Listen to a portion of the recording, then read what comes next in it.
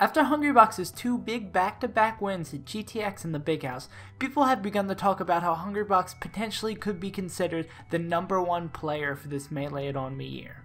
And while I think most would agree that he should be seated as #1 at this point, there's a lot of debate on whether he is past Armada. So in this video, I'm going to give you all of the important facts pertaining to the debate so you can develop a well-informed opinion of your own. So first off, let's look at the most straightforward way to compare the two competitors: placings at events they both have attended. Armada has outplaced Hungrybox at 4 of the 7 events they have both attended this year, giving him a slight edge in this regard. But the later half of the year has been all Hungrybox with the exception of his 3rd place finish at EVO. Once we average out all the placings, Hungrybox is just a little over a 10th behind Armada's average of 2nd, which shows just how close they actually are.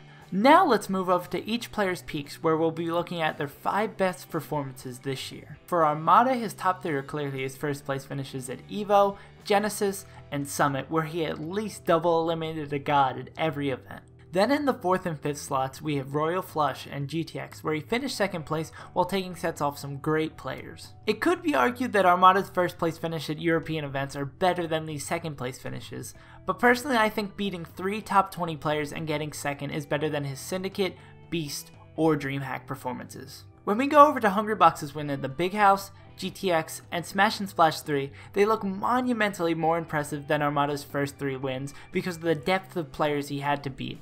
And they are. But it is important to keep in mind that this only happened because he was thrown into the loser's bracket, unlike Armada. So keep this in mind when comparing the 2 wins to not punish Armada for not losing games and having to beat more top players to win an event. Hungrybox does have great depth in his top wins, as evidenced by the last 2 spots on the list, and this is due to the fact that he has attended significantly more events than Armada this year. When looking at these results as a whole, they're about on the same level, but I give Hungrybox a very slight edge just because of the depth of his peaks going much further than Armada's. But attending many more events does have its downsides, as we see when we talk about each player's worst losses. Armada's worst loss of the year comes from Plup during their only set so far this year at the Big House 7. And on top of that, Armada has only lost to 3 other people this year: Hungrybox, Mango, and Levin.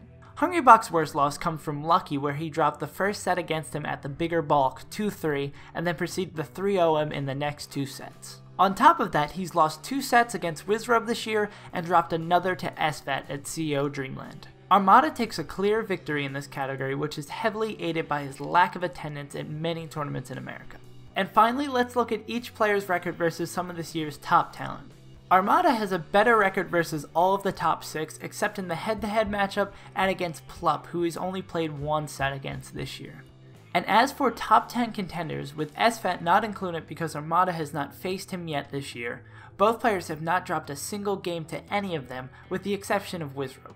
So for this category, Armada takes another clear victory due to his higher consistency against the top echelon of play. So now having all this information, you should be able to decide for yourself who you think deserves the #1 spot currently. It depends a lot on what you value more from a player, and I'd love to see who you personally think is #1 down in the comments below. And it would be a pretty big cop-out for me not to express an opinion of my own on the subject, but make sure you develop one yourself from the presented data before hearing mine so I don't sway your opinion one way or the other. So in my personal opinion, I think Armada should still be considered #1 in the world because of his insane level of consistency as evidenced by his head-to-head records, and because he has both EVO and Genesis under his belt for the year. But I think this gap is very, very close and doable for Hungrybox, and if he's able to win Summit and continue playing like he has been recently, Hungrybox will be the clear #1 in my book.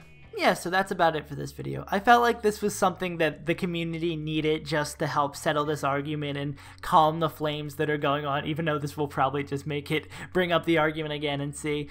I think I don't want to be too biased with my opinion, but I think it should be Armada still as #1 for the year, but Hungrybox should be the #1 seed for how well he's been playing recently. So yeah, before we can continue this discussion down in the comments, I'll reply to stuff, I'll pin stuff that I think is really interesting. I really enjoy having these like insightful discussions down in the comments below, and I'd love to hear someone who thinks Hungrybox should be #1. I'd love to hear your side of the argument and see where you're coming from. That's what these videos are all about. It's all about learning and like discussing amongst the community and growing it as a whole. And before I end off the video, I want to give a shout out to my Patreons, Nick Fade, Ryan McLean, and Nathan Simon. I really, really appreciate your support, guys. It's so much. I'm at a loss for words for how thankful I am. And while I'm talking about Patreon, shameless plug, you can go support me on Patreon. There should be a link showing up in the top right. $1, you get videos early. $3, you get the vote on a video topic every month. And $5, I give you a shout out at the end of the video.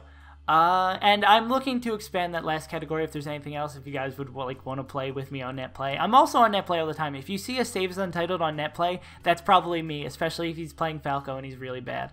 And I blathered on for too long, so that's about it. I've been SaveAsUntitled. If you want previews of the videos, go follow me on Twitter at SaveAsUntitled, and I will see you guys next time.